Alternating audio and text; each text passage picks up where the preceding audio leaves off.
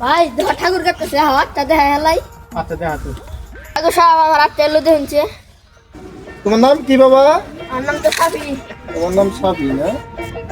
তোমার তো ভবিষ্যৎ আল্লাহর রহমত ভালো, লেখাপড়ায় মনোযোগী আছে।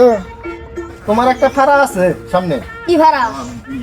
তোমার বাবার নাম পরিবর্তন করা লাগবে, তাইলেই সমাধান হয়ে যাবে। ঠাকুর যদি কৃপা করে।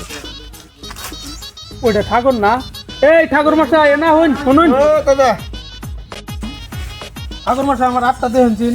দাদা আপনার তো হাতে রেখা মোটামুটি ভালোই, আপনার তো সামনে অনেকটি ফাড়া আছে, আপনার তো কুচের ছুরি কুচ কাটতেছে। দাদা কুসে তো কোনো ছুরি রাখি না।